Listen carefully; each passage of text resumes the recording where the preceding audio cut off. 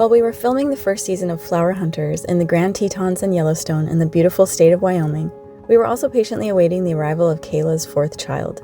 Without Brooks, this entire season would have never been possible.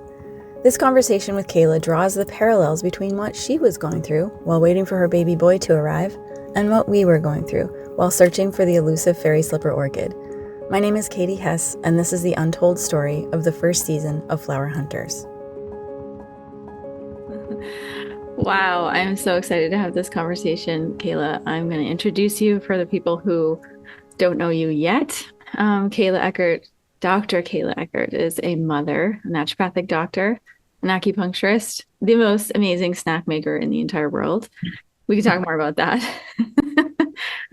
She's a naturopathic doctor with over 13 years of experience in women's health. And she helps women with fertility and pregnancy and through motherhood. She's assisted midwives in over 50 home birth deliveries. Amazing.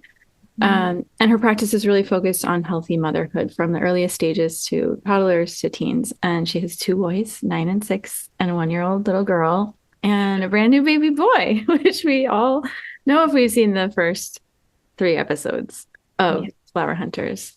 Thanks for being with us, Kayla. Thanks for having me. For everything over. It feels like yesterday and it feels like 5 years ago. It feels like a long time since you were camping out in my driveway and checking in whenever you could. And it's, I don't know, there's parts of it that are vivid and parts of it that are very, very blurry. Yeah. Mm-hmm. Yeah, I remember doing green tara in your backyard, doing foot massages. Sleeping on your living room floor, sleeping on your upstairs loft. You have the midwife experience. It's like the whole doula experience. Find a place to lay your head and sleep while you can. And you are the most amazing. I've never seen a mother so incredible as you. I know I've said this before, but I don't want to embarrass you, but you're just, wow. Some women are just incredible, like holding the home down, kiddos, feeding them amazing snacks, healthy food, the best of the best, and all your referrals for everything are just so on point, and every little detail checked and ingredients, and you make life fun. You make life so much fun. That is the sweetest thing to say. I feel parts of that, and then just like any mom, you feel like you're coming short all the time. Right? Especially with 4. I mean, with 4, that's when I am so maxed out and probably use my flower essences the most. It's when everyone is saying mom, and it's very clear that everyone needs you at the exact same time. And that's when I just want to scream. I'll just level with you all and say, yes, most of the time, what you see is how I feel. And then it sneaks up on you. It can be a lot in so many beautiful ways. But I will say this. I was at your place for I don't know, how long were we there? 3-4 weeks? I have no idea. Out to be a really long time. And I never saw you raise your voice at your children once, even if everything was crazy. So I have a huge amount of respect for you in the way that you parent, the way that you mother, the way that you're a doctor. I've seen you with your patients. So huge respect, and so grateful that you allowed not only us, but a bigger audience to be a part of your experience with Brooks. I trust you guys in the way you put out information, and the way all that came up was so funny because you were coming out here for the documentary and doing interviews, and you're like, that's probably an awful time. You're about to have a baby. And I'm like, what if it's a great time? I'm about to have a baby. And there's not very many people that you willingly just invite into your birth space. My mom is always welcome. The midwife, my husband, and that's usually it. I mean, that is quite honestly usually it. And I don't know if it was let's do something different. This is the 4th. It's of course they're each a different experience, but there was a level of letting go and just being like, what could happen? It's Katie and Taylor, it'll be great. And you guys added so much. And what was so valuable, and anyone that works in the birth space and is listening will understand this, the amount of flexibility you have to have. And I'm not just talking about your travel plans and, staying within phone's reach and those sorts of things, but you guys had such a level of understanding of things that I didn't know. You would ask me questions like, is us staying here prolonging this? Do you feel uncomfortable? Do you need more space? And you just were so aware and in tune with all parts of the process. I never felt watched. I felt a tiny bit guilty as you were changing your flights, and it's like, what is happening? Or like only giving you the floor in my house, like there being no place to like truly host you. But everything else, it just felt like you were just supposed to be there, both of you. And what's crazy is how much our experience mirrored, right? So like we would send each other texts, we'd be out and about, you'd be doing your thing, and then we'd send each other texts, and it's like, the baby's not coming. We can't find the orchid. Just like find that so interesting, right? Yeah, definitely. Definitely. You weren't going The, into labor, you were kind of pressuring yourself. You're like, I needed to do this earlier. Why are my plans not going through? And we were doing the same thing. yeah. Yeah, it was a weird type of pressure too, because at the same time that I felt pressure of like, why isn't this baby coming? There was like this weird intuitive of like, I know why he's not coming, but I couldn't get the words out of why he's not coming. I don't even know if I can say it now. I mean, I just wasn't fully connected. And so, yeah, it was a very odd experience. And what's funny is you had given me orange prickly pear. And it sat there. I never used it. And then I went back intentionally while taking a bath to look at everything you've written about orange prickly pear. And there were like words that I felt like the baby was saying and words that I had been saying and the frustration. And I think I just drank that whole bottle and dripped it on my belly during the bath and was just like, okay, I should have done this a long time ago, but nothing's lost. Let's go.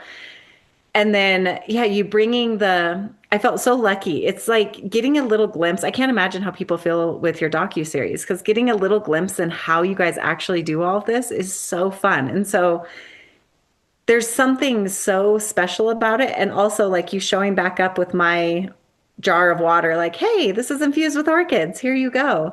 I'm like, it's really that simple in some ways. Kind of. Kind of, right, right. Like 3 weeks of searching the mountainsides later. It's Yes. so simple from my perspective, Katie. You just showed up when I needed you after scavenging the hillside for all the flowers that you were looking for.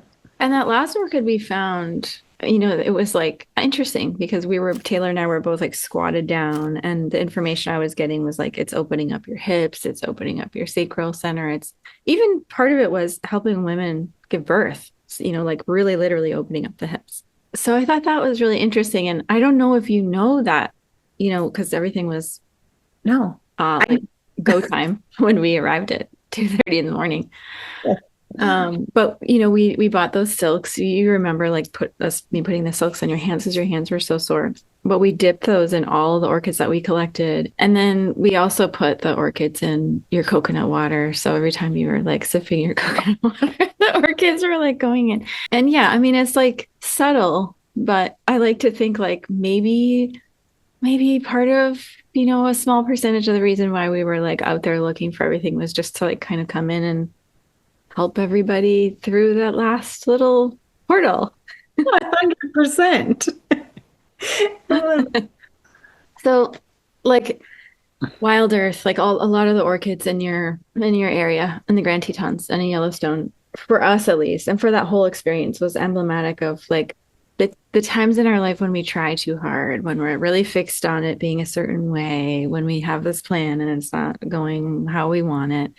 So I wondered if you wanted to just talk a little bit about like some of the inside experience from your perspective of like, what is it like to be pregnant and waiting so long? And there are like certain things that you started implementing towards the last few days because you're like, all right, we need to get this show on the road.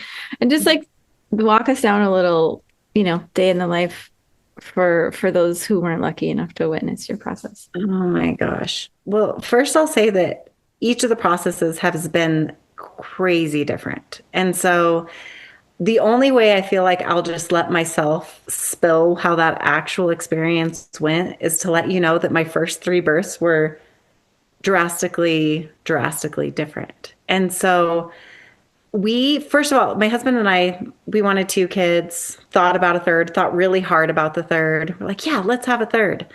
And Brooks was a complete surprise. Like, let me just sob into your arms, as I did many times, about how shocking it was that we were going to have another baby from a doctor who practices fertility and knows how to get pregnant, how not to get pregnant. It was shocking. And so it took a huge amount of adjusting throughout the pregnancy. There were times I literally prayed to God, please connect with this baby because I am not. Like I just knew so clearly that I was so not in a place of giving this baby all the love that he needed while he was in my belly.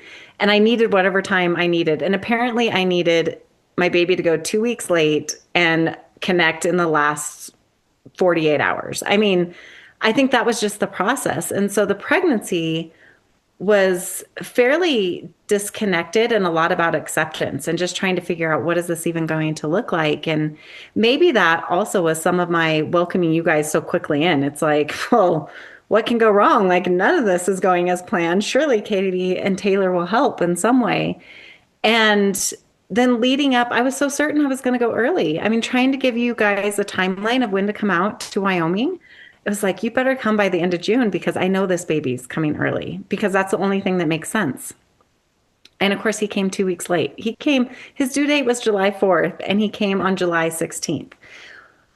What's interesting to me, and maybe you'll have something to make of this, is even though I knew all those details, and I know that you have to have a home birth within a certain time frame, like I was hours from having to transfer to the hospital, simply ruling me out of a home birth option because I was post dates. And I never in my head, I don't even think I knew what the date was. I didn't know how many days I was past. I was so oblivious to some of those details, yet so focused on some of the other things that I had no control of. Yeah. And then having you guys, I felt this responsibility to like give you a sense of when it was going to happen, or if you could venture further, or if you were going to miss it. And there was this very obvious moment that you two actually let go of any attachments. And I think it was the day you went to Yellowstone. And I was like, what? Maybe this is good. No, they're far away. Wait.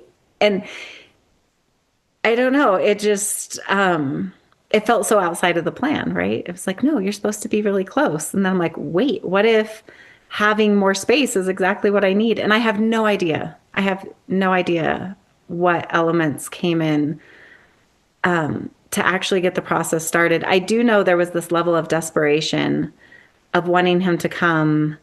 And I finally, that note that I sent you, I think I sent you the note I transcribed into my phone because it was like I was talking to the baby and telling him I was sorry that I wasn't there yet and that I'm here now and that he was coming into this loving home. But if he wanted to come in our peaceful home, he needed to come soon. And you know, I started sipping all the elixirs and things. And finally just having to kind of succumb to whatever's going to happen is going to happen.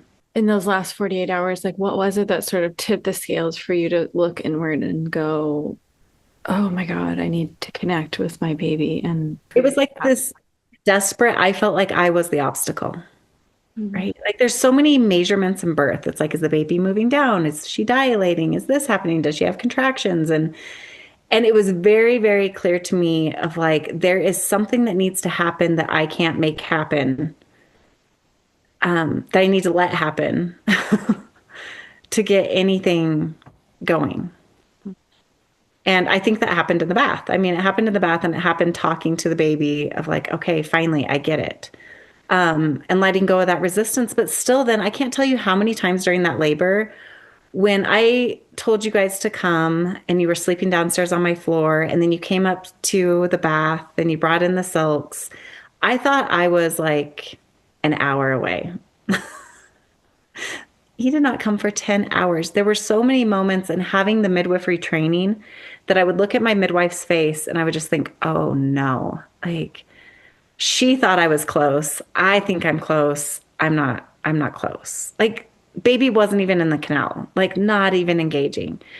And that was 10 hours before labor. And the moment there's a time in the bath where I open my eyes and I look at the ceiling and it's so funny to watch it play back because when I was in my body, I was looking at the ceiling. I know I look so calm, which shocks me because I look so calm.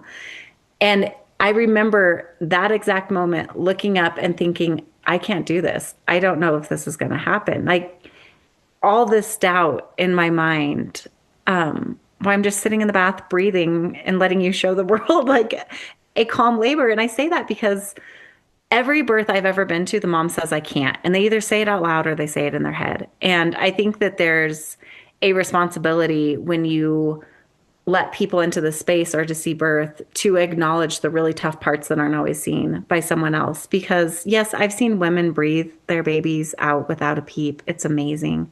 I've seen like fierce battle cries, and I think that was somewhere in between. But yeah, it's like your mind, it's your most authentic place that you'll ever be in birth. And I think that's part of the reason I was so excited to have you guys there, because you have such a gift in helping, and you have such a spirit of wanting to provide what the world is desperately needing for healing. And just the way you all live and go through life and where your focus is, birth is maybe not something you'll experience personally, or maybe not be in that space at another time. And I was, in my mind, it was like, this is the gift to let them see what this looks like, because how many women can they help just by experiencing what birth looks and feels like? And it was spectacular. It was amazing. It was so amazing to watch.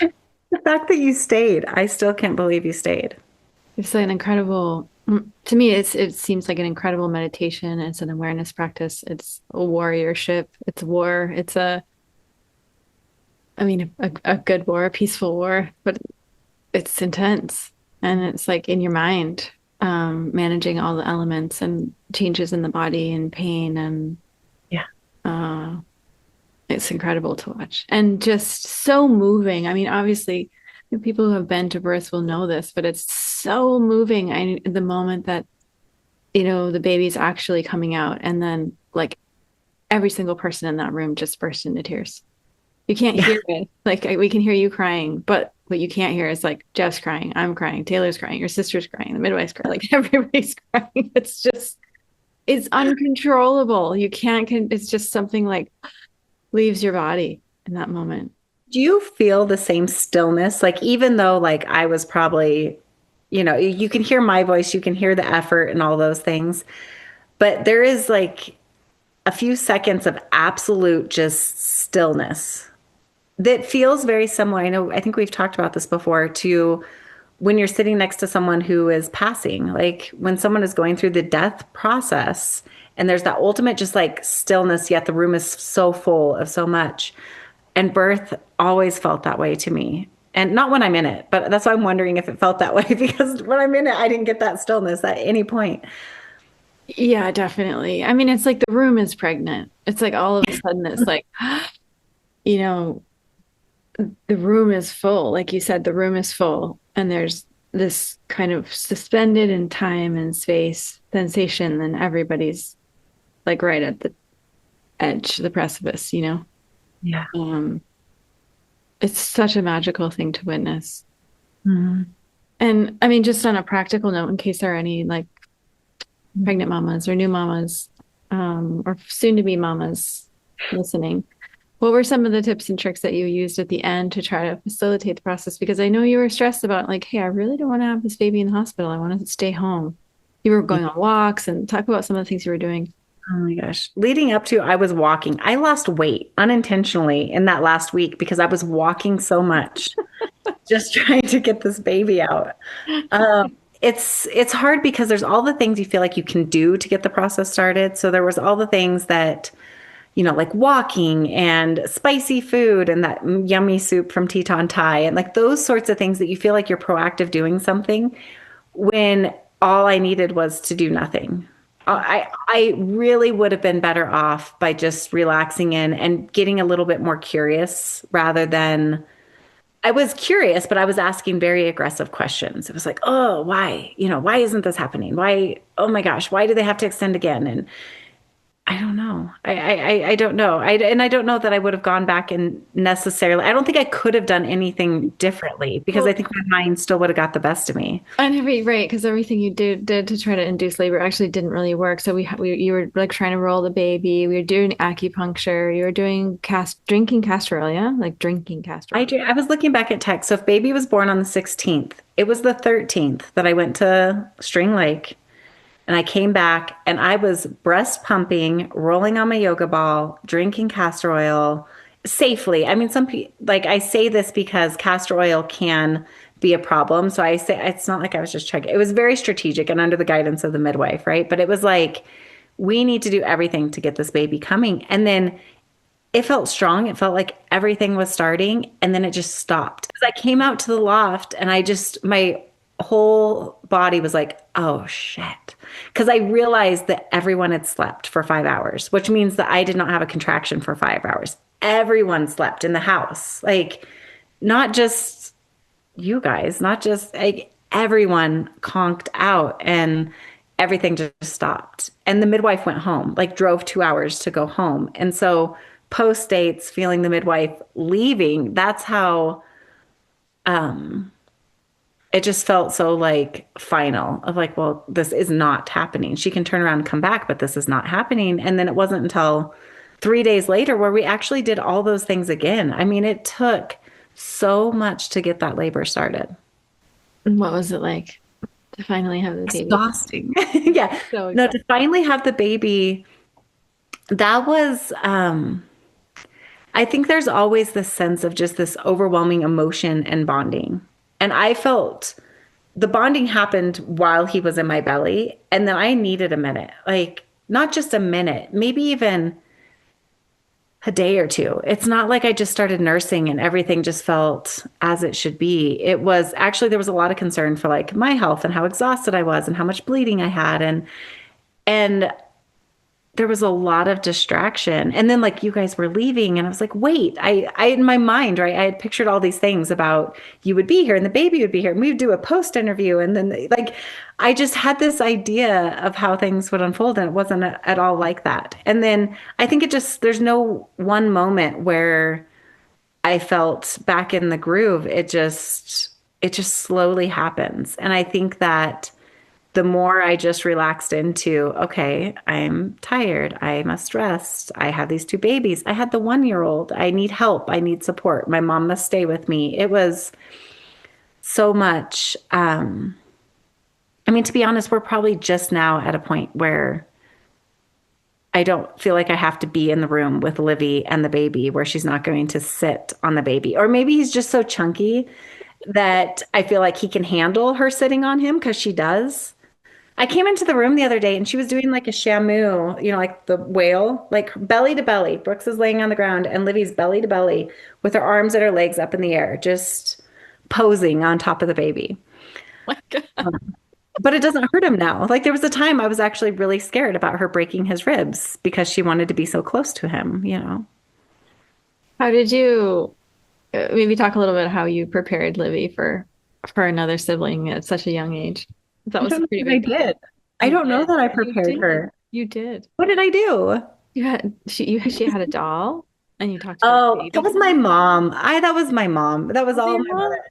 So, yes, thankfully someone was preparing Livy because I was still so in my head about what I was experiencing. My mom bought Livy a doll and we showed her pictures of it and like said it was coming and then like it arrived from Amazon and yeah. And so she has, I mean, like right now she feeds her baby and diapers her baby and shushes her baby. And she's even nursed her baby. I mean, she really came around to this doll, but she, I don't know, she just loves him. There's never been a point of jealousy between her and the baby. It's really sweet. The problem is she wants to be close all the time, which is safer now that he's not 8 pounds. So it's great. They're going to be best friends.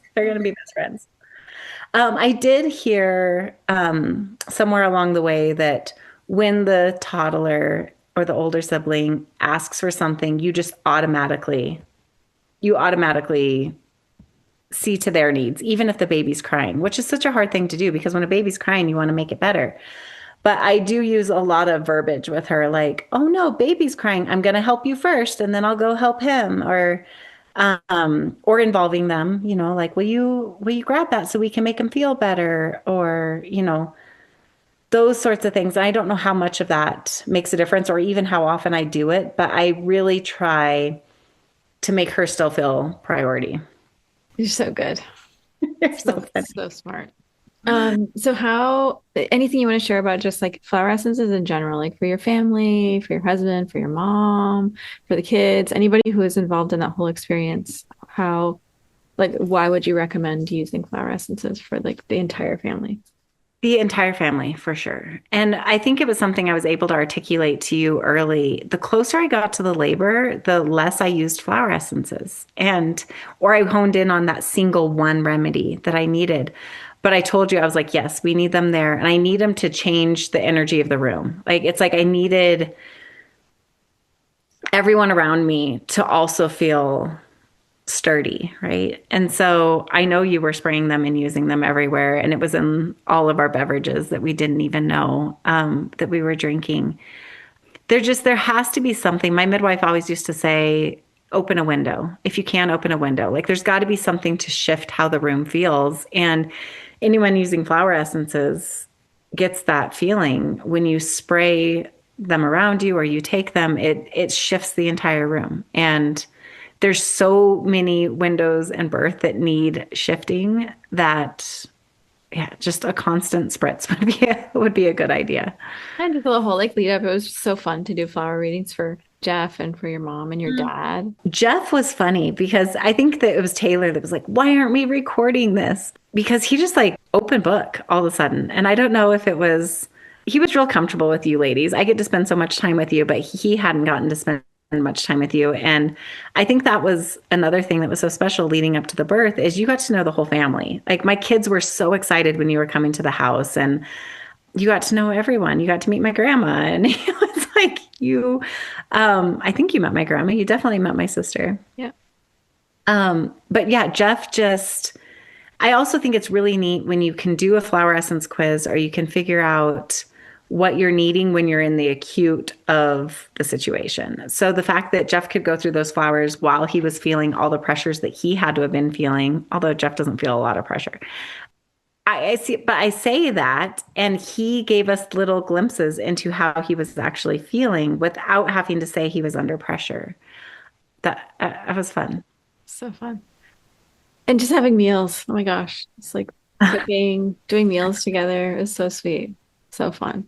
I don't even know. I don't know if I actually fed you meals. I fed you a ton of snacks. It was like rotating appetizers all day long, but Girl, I your don't know. snacks game is like, I want an entire cookbook of Kayla snacks. Like that is what the world needs. The world needs a full recipe book on instructionals on Kayla snacks. Oh, what advice would you give moms who find themselves in a similar situation where they're unexpectedly having a baby and just feeling like not quite ready yet?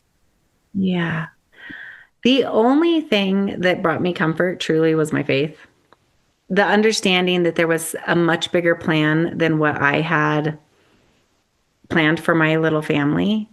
That, again, it felt so unlikely that it was like, well, this just must be the way it's supposed to be. And I think that I gave myself the room and permission to not have all the warm, fuzzy feelings that all my patients who get pregnant have. And all I kept saying was, I just need him to get here. And then I know it'll be good. Like I just needed him to get here. And what's so funny is he needed me to bond in order to come. And I needed him to get here in order to bond. And so at some point, those goals meshed together in a very short window so that it could happen. But never did I beat myself up during the pregnancy. I prayed a lot, a lot. But never did I beat myself up for feeling the way that I felt. I just knew that I have such a mothering nature and I knew that he was going to add to our family. I just couldn't picture it yet. And he absolutely does. I mean, I can say all this out loud and I hope someday when he's a grown child and he watches it, he just knows that he was absolutely meant to be with us. I can't picture it any other way. Our family was missing something and we did not know at all. What kind of element does he bring to the table? Oh, he's so chill. Yeah.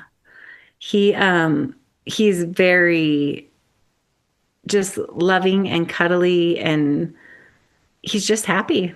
I mean, he doesn't cry. I mean, he really doesn't cry. He kind of whines a little bit. And then his needs are all met because he has two older brothers and a sister that literally wants to hold him but can't because they're the same size. They are like 3 pounds apart.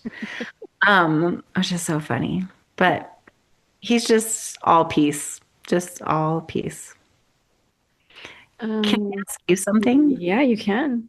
I want to know. I mean, I know watching back the docuseries, and you were graciously let me see all three of them because I couldn't have stopped. I don't know how anyone else is watching one and then waiting to watch the next one.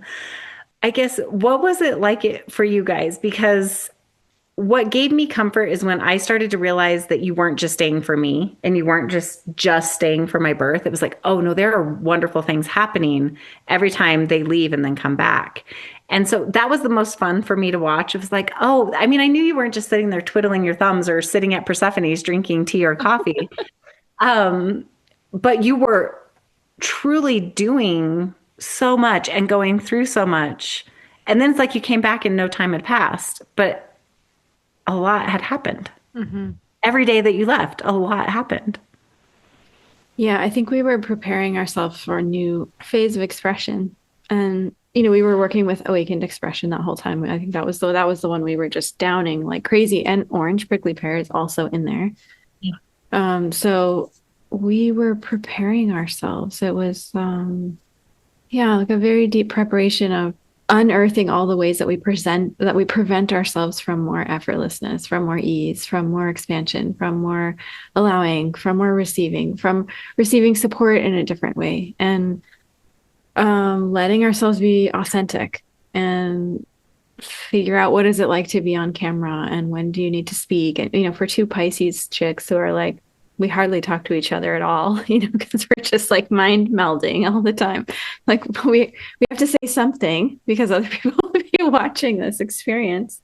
And then just like in my situation, having like all these weird health issues and being 20 pounds heavier and just having the grace to let ourselves go through the same cycles that you were going through, probably, of just like fear of failure and when am I going to get this together, and what if I let people down, and what if I let the world down, and what if I should give up, and is this really what I'm supposed to be doing?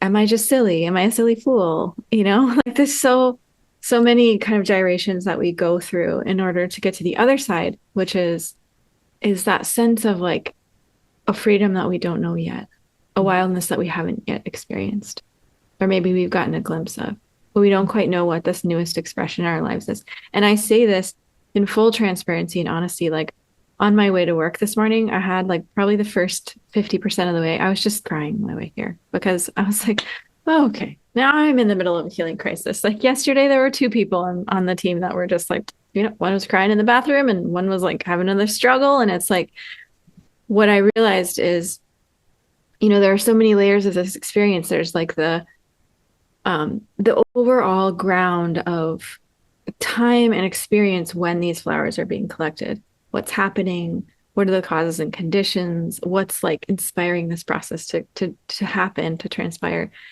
And what are we all experiencing? What were Taylor and I experiencing as we were interfacing with these orchids and allowing them into our system?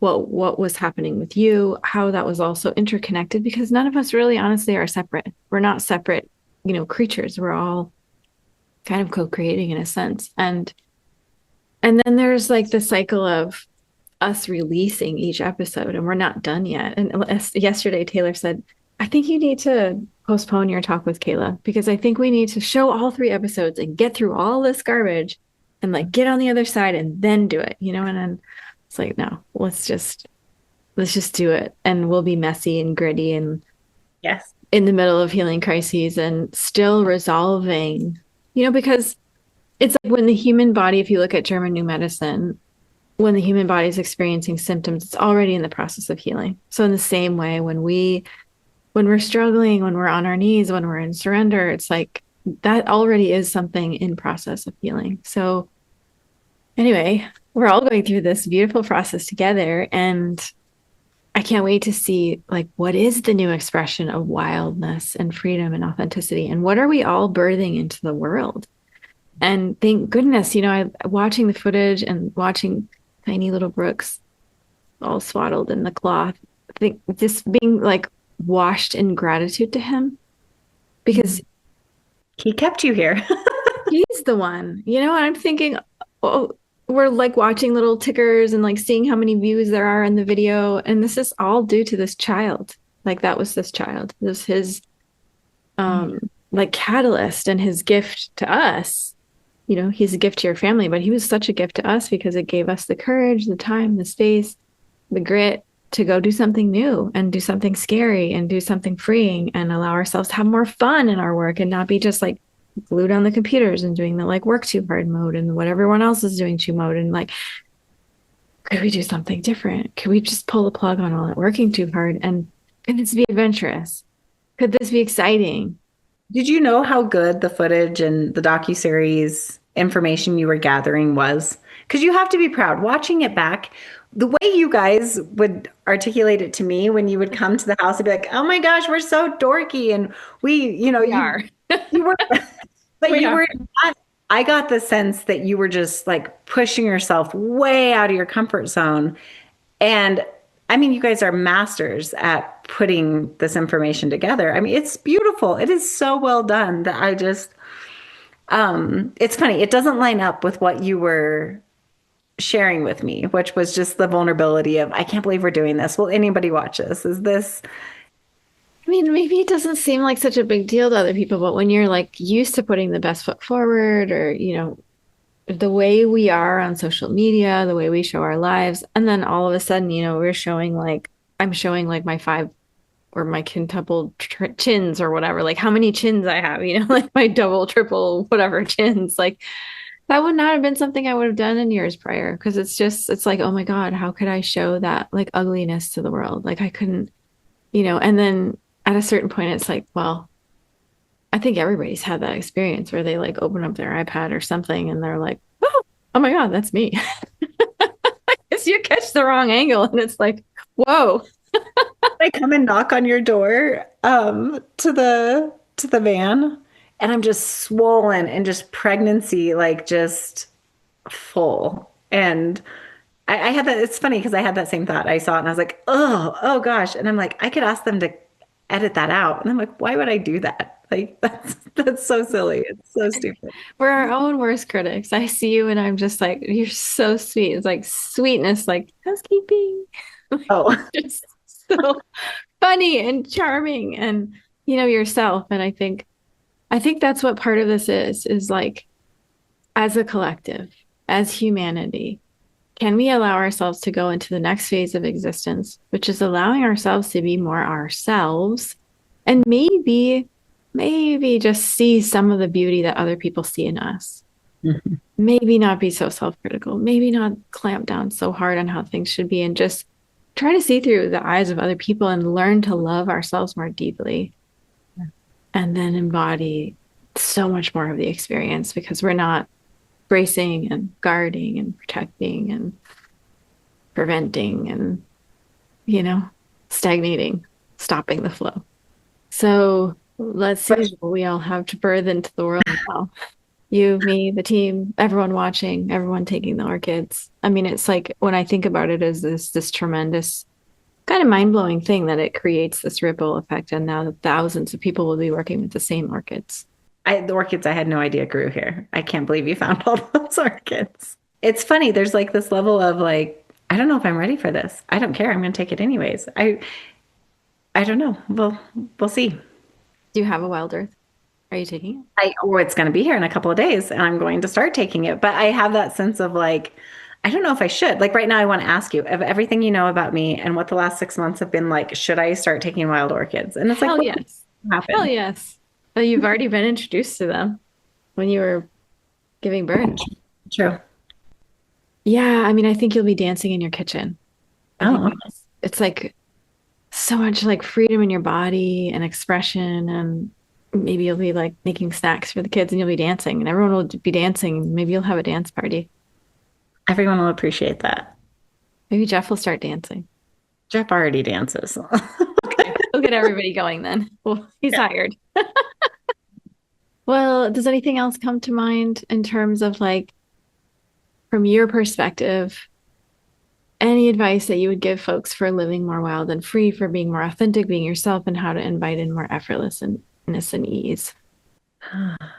I guess I have you read the book Untethered Soul? No, I've heard so much about it though. You should read it. And the very first chapter, they talk about listening, that you have a voice in your head. And we like to pretend like that voice is someone else, like that voice is us. We're having a conversation. We're just playing two parts. And I would say in the process of fertility, actually, maybe even specifically fertility, but fertility and being pregnant and mothering, we are constantly having that conversation with ourselves. And I think if we're able to kind of back up and observe what's happening in that conversation and whether or not it's productive or not, and just be still enough to kind of stop the chatter, it makes everything go so much more smoothly. Be observant of the voices in your head.